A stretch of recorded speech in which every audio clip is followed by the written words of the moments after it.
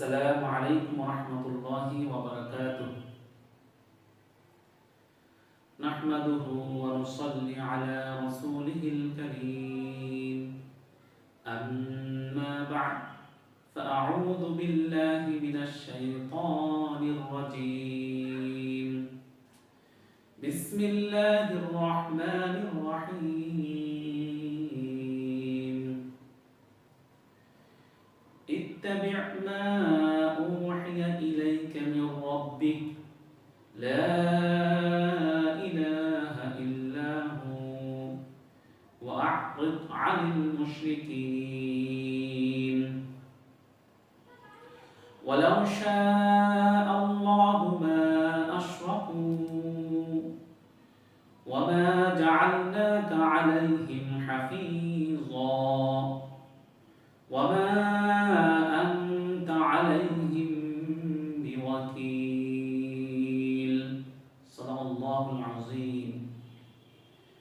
সম্মানিত উপস্থিতি, বরাবর মতন ইউটিউব চ্যানেলে আমি রাহিম পাধানিয়া আপনাদের মাঝে সূরাতুল আনআম 106 এবং 107 নম্বর আয়াতের তাফসীর নিয়ে উপস্থিত হয়েছি। সম্মানিত উপস্থিতি, আজকের বিষয় হচ্ছে হেদায়েত। আমরা যখন দাওয়াতে কাজ করি, যখন আমরা কোনো ভাইকে দাওয়াত দেই, ইসলামের দাওয়াত দেই, তখন আমরা হতাশ হয়ে যাই।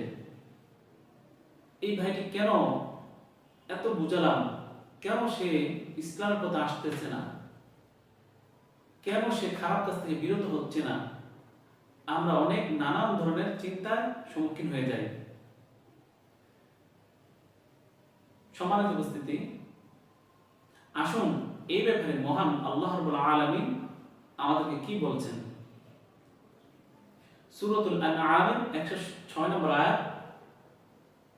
আয়াতের তাফসীর এখন আপনাদের মাঝে আমি উপস্থাপন করব ইনশাআল্লাহ। আল্লাহ রাব্বুল আলামিন বলেন, ইত্তাবি' মা উহিয়া ইলাইকা মির রাব্বিক। হে মুহাম্মদ সাল্লাল্লাহু আলাইহি ওয়াসাল্লাম, তোমার প্রতিপালকের পক্ষ হতে তোমাকে যা জানানো হয়েছে তাই অনুসরণ করো। লা ইলাহা ইল্লা হু, তিনি ব্যতীত ইবাদতের যোগ্য অন্য কেউই নেই। ওয়া'রিদ আনিল মুশরিকিন, এবং মুশরিকদের নিকট হতে মুখ ফিরিয়ে রাখো। সম্মানিত উপস্থিতি, এরপরের আয়াতে আমি যাচ্ছি 107 নম্বর আয়াত সূরাতুল আনআম। আল্লাহ রাব্বুল আলামিন বলেন, ওয়ালাউ শাআল্লাহু মা আশরাকু, আল্লাহ যদি ইচ্ছা করতেন তাহলে তারা শিরক করত না। ওয়ামা জাআলনাকা আলাইহিম হাফিযা, আর আমি তোমাকে তাদের জন্য রক্ষক নিযুক্ত করিনি। তোমাকে বলতে এখানে মুহাম্মদ সাল্লাল্লাহু আলাইহি ওয়াসাল্লামকে বোঝানো হয়েছে। ওয়ামা আনতা আলাইহিম বিওয়াকিল, আর তুমি তাদের অভিভাবকও নও। তো এখন আমরা এই আয়াত দ্বারা বুঝতে পারি যে হেদায়েতের মালিক হচ্ছেন মহান আল্লাহ রাব্বুল আলামিন। আল্লাহ যাকে ইচ্ছা তাকে হেদায়েত করবেন, আবার যাকে ইচ্ছা তাকে পথভ্রষ্ট করবেন। সম্মানিত উপস্থিতি, এই আয়াতের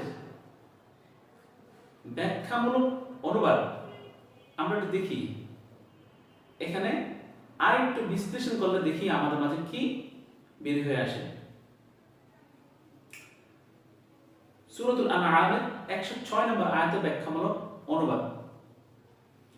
রাসূল সাল্লাল্লাহু আলাইহি ওয়াসাল্লাম কাফের মুশরিকদের দ্বীনের পথে নিয়ে আসার জন্য এতটুকু ব্যাকুল হয়ে পড়ছিলেন যে যেন জীবনটাই দিয়ে ফেলবেন। আল্লাহ তার রাসূল সাল্লাল্লাহু আলাইহি ওয়াসাল্লামকে এই ক্ষেত্রে নির্দেশনা দিয়ে বলেছেন, হে মুহাম্মদ সাল্লাল্লাহু আলাইহি ওয়াসাল্লাম, তোমার প্রতিপালকের পক্ষ থেকে তোমার কাছে যে কোরআন অবতীর্ণ হয়েছে তুমি তারই অনুসরণ করো এবং বলো, তিনি ব্যতীত ইবাদতের যোগ্য আর অন্য কোনো ইলাহ নেই, আর মসজিদদের নিকট থেকে মুখ ফিরিয়ে লও। সম্মানিত উপস্থিতি, 107 নম্বর আয়াতের ব্যাখ্যামূলক অনুবাদ। দেখি এখানে আল্লাহ রাব্বুল আলামিন আমাদেরকে কি বলেছেন। বান্দার হিদায়াত লাভ করা আর না করা একমাত্র আল্লাহর রহমতের উপর নির্ভরশীল। দাওয়াতি কাজ করা মানে লোকটিকে হেদায়েত দিয়ে দিতে হবে, বিষয়টি এমন নয়। যেমনটি আল্লাহ বলেছেন, আল্লাহ চাইলে তারা শিরক করত না এবং আমি আপনাকে তাদের জন্য রক্ষক নিযুক্ত করিনি, আর আপনি তাদের তত্ত্বাবধায়ক নন। রক্ষক ও তত্ত্বাবধায়ক তো আল্লাহ রাব্বুল আলামিন নিজেই। সম্মানিত উপস্থিতি, আসুন আমরা দাওয়াত কাজ করব, আমরা মানুষদেরকে দাওয়াত দিব, কোরআন এবং হাদিসের দাওয়াত দিব, তারা মানুক আর না মানুক, আমাদের যে দায়িত্ব আছে আমরা সেই দায়িত্বটুকু পালন করে যাব, যাতে কিয়ামতের ময়দানে আল্লাহ রাব্বুল আলামিনের কাছে আমাদের কঠিন জবাব দিতে না হয়। সম্মানিত উপস্থিতি, আমরা এই আয়াত দুটির উপর আমল করব এবং এই আয়াত দুটির উপর আমল করে আমাদের জীবনটাকে সাজাবো, এই দুনিয়া এবং আখিরাতে মুক্তি লাভ করব। সম্মানিত উপস্থিতি, আমরা এই আয়াতের উপর আমল করার তৌফিক দান করুন, আমিন। সম্মানিত উপস্থিতি, আমি আরেকটু কথা বলতে চাই। আমার এই ইউটিউব চ্যানেলটি হচ্ছে ইসলামিক একটি চ্যানেল। আপনারা আমার যে লেকচারগুলো আপনাদের যদি ভালো লাগে তাহলে অবশ্যই আপনারা কমেন্টের মাধ্যমে জানাবেন এবং লাইক শেয়ার করবেন এবং আমার চ্যানেলটিকে অবশ্যই সাবস্ক্রাইব করবেন। এই কথা বলে আমি আমার বক্তব্য শেষ করতে চাই। ওয়া আখির দাওয়ানা আলহামদুলিল্লাহি রাব্বিল আলামিন। আসসালামু আলাইকুম ওয়া রাহমাতুল্লাহি ওয়া বারাকাতুহু।